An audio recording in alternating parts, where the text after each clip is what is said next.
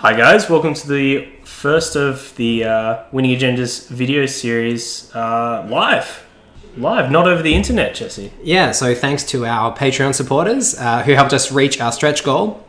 Number 2, our first stretch goal was Gintechie.net online videos, and our second is live videos. So tonight we've got host Brian Holland on the left and panelist Wilfred E. Horrig on the right.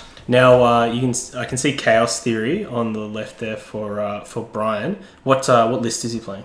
Well, the Big Bad Wolf has brought out his Bagbiter deck. He's going to be trying to get in there with Faust. We should let our listeners know that the Big Bad Wolf has not got an actual Faust. For some reason, he forgot it. So he's got a face-down runner card instead.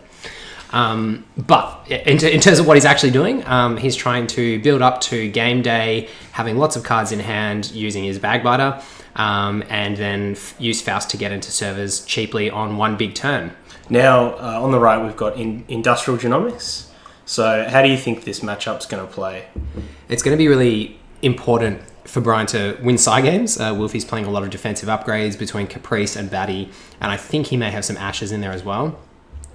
It's going to be difficult. He's going to be trying to build up a really big taxing remote for the late game. Mm-hmm. If Brian's going to try and win off R&D, he's also going to have to win some of those side games on the baddies and the caprices as well. Cool. So he's going to have to be on his game. So I've seen both players taking a mulligan here. And you mentioned he's on the Bagbiter combo. Is that really what he's trying to see in his opening hand? Is he going to send anything back that doesn't have a Bagbiter? Yeah, well, he's got a lot of economy in the deck, and obviously when you play Theophilus Bagbiter, you lose all of the credits you currently have. All of your money gone. Yes, no more money. So you don't want to be using your Operation Econ or your other Econ before you have your Bagbiter down.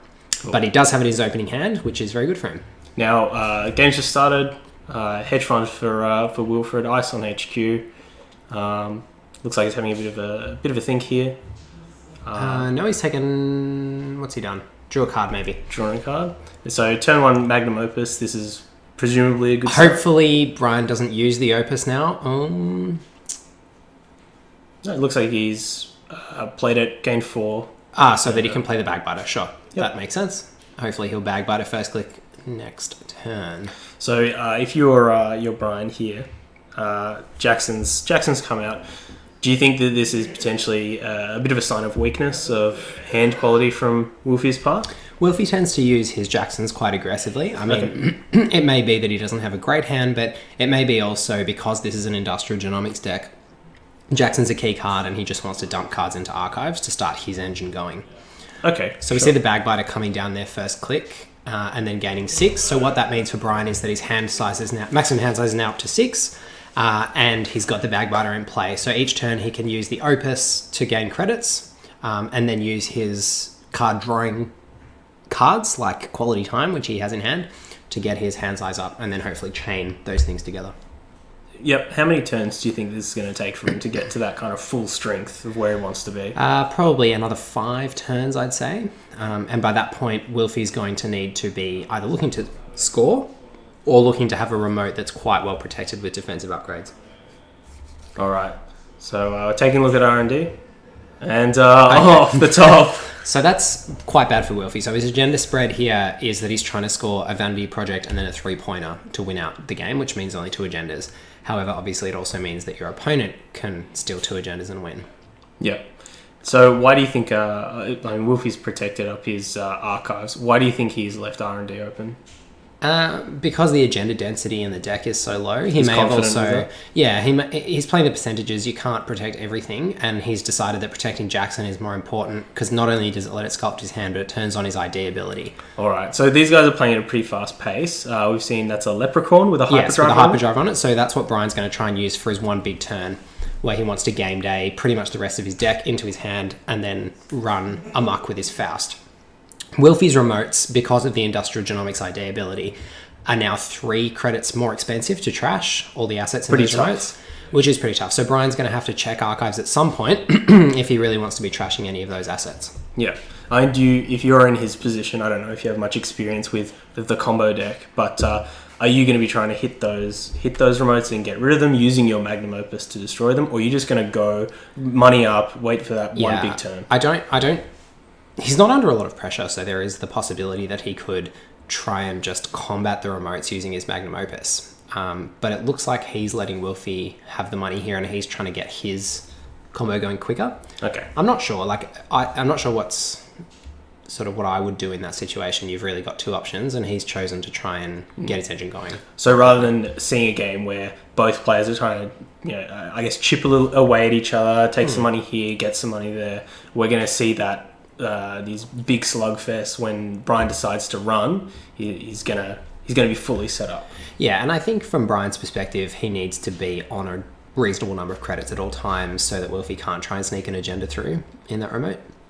And I think that's smart play. So you don't really want to be draining yourself fully just to get rid of pad campaigns and mental health clinics. Okay, so the self-modifying code, is this what he's going to be using to go get like a Faust? Or? Yes, presumably. Wilfie, I'm not sure if he's playing anything like Cheering or Swordsman for the Faust, but I guess we'll find out. So entering the mid-game here, I guess we would probably call this solidly the mid-game. Yeah, so Wilfie's on the back foot a little bit because he lost that agenda, and that might mean that he wants to play more quickly. But one thing that we all know and love about Wilfie is that he's not phased by the game situation. So if he doesn't think that it's the best play to try and score out an agenda quickly, he's not going to do it just because he's behind. Now, so you mentioned previously he's got a lot of defensive upgrades in this deck. We've got two of those on the Jackson server. What do you think those are? Are we talking Caprices? So we'll just let our listeners know that's the Faust that's come out there, the face down card. So apologies to our listeners. Yep. So So do you in think that remote, yep. Caprice, I mean, you mentioned Marcus Batty before. Anything else in this list or that he could be playing within the archetype? Yeah, so it could be an Ash, Caprice, or a Batty, you would think. I mean, there are other things that are defensive, like Corporate Troubleshooter, but I wouldn't think that that's something that Wilfie would be playing for influence over something like Ash. Okay. So, Brian, pretty full grip of cards there. Looks like definitely more than 10. Still moneying up. I mean, when do you think he's going to start trying to go for it? If I were him, I would be poking around in the R&D. I mean, Wilfie's on 15 credits, but his credits are only going to grow if Brian's going to leave the asset economy alone. So, I mean, getting into servers is not going to get cheaper because once Wilfie gets to a point where he's comfortable with his money that he can res across multiple servers, he can start just laying out that second layer of ice. Yep. To try and tax out the Faust. So, yeah, I mean, I think it would be a reasonably good idea for Brian to just try and win realistically. Yeah, sure. Yeah. So you don't feel like we're not going to see Wilfie go for any loose agenda scores. He's just going to go for it when he thinks he can get it. I think so. That's generally the way Wilfie plays these sorts of control decks, is to really try and get control of the game before he scores. We saw that with his IT department in some earlier videos from the regionals tournaments, where he really sought to make everything as safe as you possibly can. I mean, you can't, with Corp in Netrunner, make everything completely safe, but he seeks to, I mean, with IT department, you actually can. Sure. But with this sort of deck, you really want to just make it, 60, 80% likely that they're not going to get in. All right, so he's placed something down there. So do you think this is go time? I don't think that's an agenda. I wouldn't think so. I mean, even if it is, he's not going to be scoring it next turn. So Brian's not under imminent pressure because, as we said earlier, Wilfie's agendas are 5 for 3s and the vanity projects. Yep. So I guess Brian's going to have a bit of a think here as to whether he wants to go on it. Oh, is he going to start picking off? I'm not quite sure whether he pointed at the mental health clinic there. We'll see. Counting some money. There looks like there's quite a lot of face down cards in archives. We can't quite tell, but it might be around 6. I think it's about 5 or 6. Yeah.